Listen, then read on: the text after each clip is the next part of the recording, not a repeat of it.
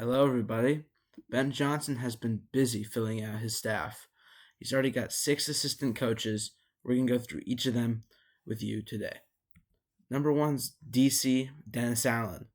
I love this hire. He was the Broncos DC, Raiders head coach. That didn't work out.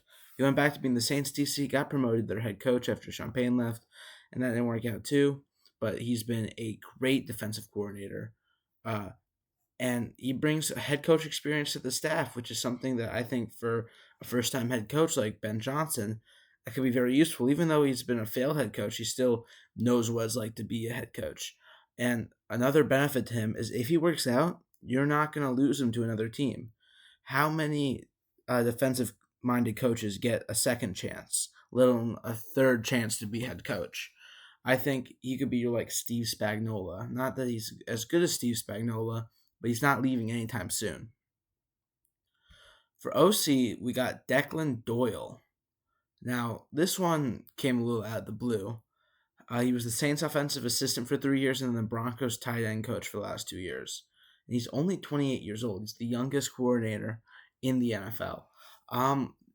It's clearly a guy that's been very, really under Sean Payton. Ben Johnson has a connection to Sean Payton through Dan Campbell. And I'm not too worried about this because, one, he's not calling the plays Ben Johnson. Is only Ben Johnson needs from his offensive coordinator, someone who can trust and someone who's going to watch film and help him with the game plan. And I think Declan Doyle is more than capable of that, especially if Sean Payton likes him so much. It's not flashy, but again, you don't need the OC hire to be flashy. I think Dennis Allen as a DC was a much more important hire.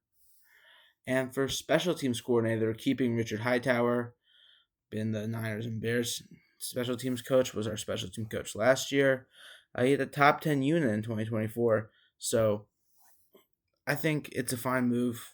I think Darren Rizzi would have been nice, but there's no reason to change it. And now for wide receiver coach slash assistant head coach, Antoine Randall. He was a great player, Bucks offensive assistant, and the Lions wide receiver coach for the last 3 years. The reason that the Bears were able to poach him was because they added the assistant head coach title, which counts as a promotion. And he's someone who's helped Amon-Ra and Jameson Williams be great receivers and really help revive Tim Patrick's career.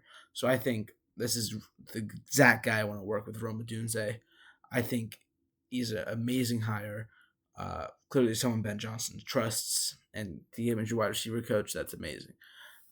For your DB coach and your pass game coordinator, defensive pass game coordinator, Al Harris, again, a great defensive back for the Packers.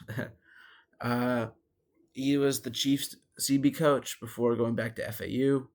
Then he was the Cowboys DB coach and promoted to assistant head coach in 2024. And you notice all these guys Ben Johnson's hiring are people who played the game, people with assistant head coach experience, people who know how to lead a team, surrounding himself with leaders.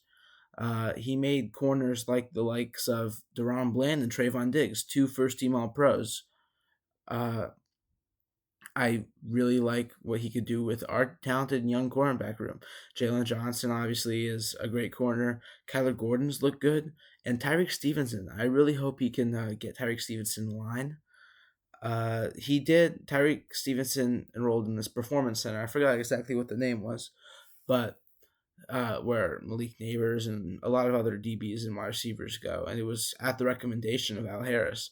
So hopefully he can get Tyreek Stevenson back on track. We've seen flashes. And finally, for QB coach, we have JT Barrett, the former Ohio State standout QB.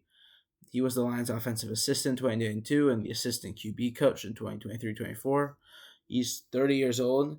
He knows how to play quarterback. And I think this JT Barrett is someone who could really relate to Caleb Williams, know what it's like to be a younger person. Because, Ben Johnson's 38. He's maybe 16 years older than Caleb, 15 years older than Caleb. JT is maybe only 5-6 years older than Caleb. So I think this is a really good set of hires. I'm excited to see what else he fills out his role, but it's clear he's surrounding himself with very good coaches. I'm very excited for the staff.